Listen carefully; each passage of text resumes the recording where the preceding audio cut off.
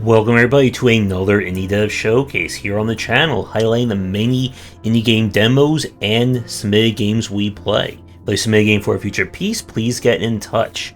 We are starting off this episode with the game Samudra, which I'm pretty sure I just butchered that name. This is a kind of not so much of a point-and-click adventure, but more just of a standard or general adventure style game. We play as a mysterious child who has sunk to the bottom of the ocean. And in order to get out, we are going to have to explore, solve puzzles, do QTE segments, and more. The game features a hand-illustrated aesthetic from the store page, and it does look really nice, especially with some of the creatures that you'll run into. In terms of the puzzle solving or the puzzle logic, you're going to have to use combinations of stealth as well as general platforming and obstacle avoidance, as you saw me not do right there, in order to get through each scene. Each chapter of the game is self-contained, so you will not be carrying over items or having to return to previous sections as you move forward. My main issues with this game, the first one being that there is a lot of movement and motion associated to this game, far more than you would expect from something of the adventure genre. This is a title where having to react fast and make carefully planned jumps is oftentimes more important or a focal point as opposed to just exploration and puzzle solving. The game definitely runs through the gamut of a variety of puzzle types. There are stealth sections you will have to do.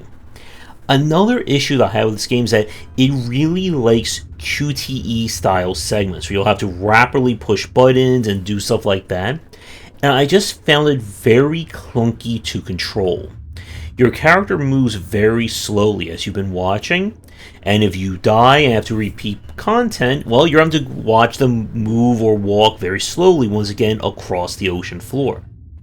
While this is definitely not one of my favorite adventure games, I think the aesthetic is nice, and if you are somebody looking for, I would say more like moderate to maybe moderately advanced adventure game design, then this would be one to check out. And now for something very different, we turn to Clunky Hero.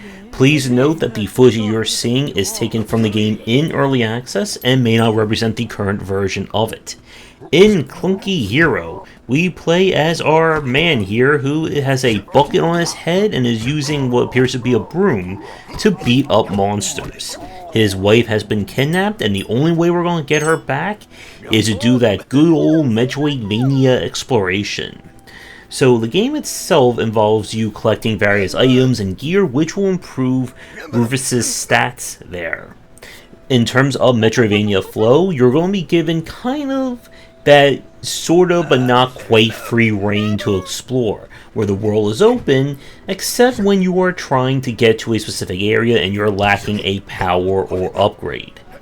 Combat is on the okay side, as you can see right here. Enemies have this tendency to attack you very quickly as you're trying to hit them, and it can be sometimes hard to get those strikes in, especially on some of the larger style enemies. Jumping and general movement were alright, but the game definitely has that very maze-like atmosphere to it. It can be very hard to figure out where you're supposed to go, what triggers what, and so on and so forth. All in all, from what we played this one on stream, it seemed like definitely more like meme-y, satirical kind of comedy and humor, but I would say the general Metroidvania design works. I am curious to see where the game has come. It has been at least a year in terms of footage you're seeing on screen. If you are somebody who is looking for a brand new Metroidvania, then I think there are other ones that are a little bit more polished, at least from the version that we played. But if you are a fan of the genre and just looking for another one to try out, and again, you don't mind the very meme-y humor, then this could be at least worth a check or to see how it turns out when it is released. We go from Metroidvania to mountains with That Flipping Mountain. So this is a kind of physics rage-inducing style game. So if you're somebody who hates getting over it and jumping, you can pretty much skip to the next entry on our list. Our mission is by jumping, spinning, and hitting your head against things, you are going to climb that flipping mountain. So our elements here is that you control the angle and, of course, the strength of your jumps, but you also can control your legs, and when you tuck them in, you'll start spinning, which will allow you to kind of get over certain objects. However, what makes things a little bit more challenging is that when you're spinning, you need to get your legs oriented to the ground, because if you don't, your character will, well, fall right on their face, and you will lose control over them for a few seconds. If you're trying to do a lot of small jumps or jump very narrow gaps, hitting the ground like that will probably slide you right off, and, well, down you go. So for me, unfortunately, because of the dead zone issues on my analog stick, it kind of made things, I think, borderline impossible for me to play. You can use the keyboard and mouse, but the problem with that is that the keyboard presses are a little less intuitive compared to using an analog stick that has finer control. This is definitely not the game for someone who hated something like Jump King, Pogo Stuck, or, of course, Getting Over It. But if you do like the kind of rage-inducing games and that kind of, intentional jankiness of them, then I would say that this is generally a good one to check out. Of course, again, if you don't want to throw your controller or a keyboard out the window. So, with that said, we're going to take a quick break, and when we come back, we have 3 more games to look at for our showcase. And as always, if you're interested in my thoughts on design, then check out my game design books. For entry-level students, we have 20 essential games to study, and then the Game Design Deep Dive series that takes an extensive look at different genres, with more coming soon. We now have Recipe for Disaster. This was another game we played in early access, and what you see may not represent the current version of it. So if you're hoping for a hardcore restaurant sim style game, this is definitely not going to be the one for you. This is more along the lines of maybe like a step above like Theme Hospital in terms of the sim side of things. As per normal for the genre, your mission is to, well, build a successful restaurant. You will hire the staff, you will design the layouts, fill it with all kinds of tables and chairs, and of course toilets are very important. And it will be up to you also to design the recipes and the menu. So it's kind of an unusual take on this kind of genre, where you'll create restaurant menu items essentially out of different tags or ingredients you want to use. You can give it a fancy name, you will dictate what steps are going to go through in the ingredients, and of course you'll have a price and put it on your menu. And your mission, again, is you need to, of course, keep your finances in the black, as you'll have to hire people, of course, buy the ingredients that you need and all that good stuff.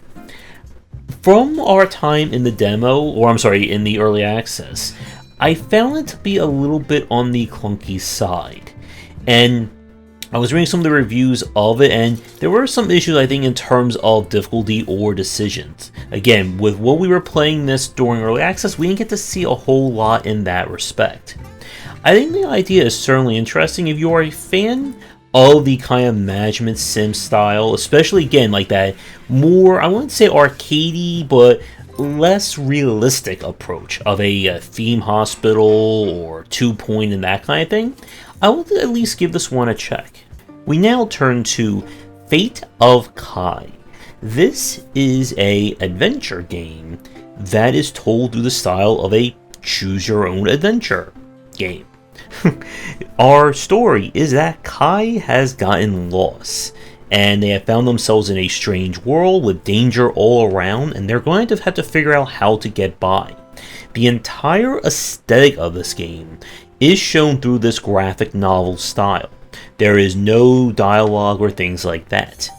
Your mission is you have to take the various verbs that you see that can pop up, and you have to place them in different dialogue boxes or thought bubbles there, and this will affect the story going forward. Each chapter is self-contained, so you're going to have to move things around, and once they're solved, you go to the next, you get brand new verbs, etc, etc. I really like the aesthetic of this game. I think it makes great use of this kind of style of being a graphic novel. However, my big issue with this game is that it definitely feels more like, instead of using your own logic to solve these puzzles, it feels more like developer logic, in that you have to use the verbs in the wrong places in order to move the story down an incorrect path to get a verb that you may need, in order to then go back to the correct path and then use it there. And there's no kind of, I guess, like dialogue tree or like navigational assistant that way. You have to remember what verbs are used where. And again, in the early chapters, this isn't so bad. But in some of the later ones, it becomes this case of like almost having to go down like 2 or 3 different like parallel dimensions to get a verb that you need in one, to then go back to the other one, to then go back to the other one, to then solve the puzzle. And even if you have an idea of what you may need, you may not basically be able to solve things until you get that right verb, which you may not even know that it exists because you haven't checked all the different routes and lines in each chapter. So this one, I think it definitely lacks the approachability of some of the more modern style point and click or just standard adventure games, but there's definitely charm here to the aesthetic and to this kind of framework. And if you are looking for a very like different take on the adventure game genre, and even like its own choose your own adventure elements, then I would at least check this one out. For the last game in our showcase, we have Growbot. This is an adventure game. We play as this adorable looking robot here, who on their first day aboard a brand new space station to train in order to manage it, well, of course disaster happens. And in order to save the day, we are going to have to solve puzzles, explore section by section, and collect all manner of MacGuffins that show up. The puzzle logic in this one, I would say, is on the moderate to maybe advanced side. This is a game that it has its own eternal logic to how things are going to work, and part of the challenge is figuring out how do we apply its own eternal logic to what we need to do in order to solve these puzzles. Your robot will also gather various sounds or notes that can be used to basically activate these kinds of shields, which are used to either turn on machinery, interact with the environment, etc, etc. I love the aesthetic and the art style of this game. It has a really fantastic look to it. However, there is one huge problem that basically is a game breaker for me. And that is that the puzzle solving with the musical notes and sounds, I cannot do that at all. Your mission is you need to match the various tones that you hear and set them up on various arrangements in order to create the respective shield that you need in order to solve a puzzle. As someone who is completely tone deaf and I cannot like read music or make out like distinguishing notes and stuff, I can't solve these puzzles. Like, I literally cannot do the puzzle solving in this game. And because of that, it meant that basically after we got past the first area, I was done. Like, hard stop, that's it for the game for me. So if you are somebody like me who cannot make out notes and stuff like that, Growbot is not going to work for you. But if you are musically inclined and that kind of stuff is right up your alley, and you like some very challenging and imaginative puzzles, then definitely check this game out. So with that said, we're going to wrap up our showcase this week. Thank you so much for tuning in. Again, if you are a developer working on a game you want me to take a look at, please get in touch. You will find links to everything down below. And check out our Discord and Patreon as well. Come back for the other discussions on game design here and on Game Wisdom, where we some of the art and science of games.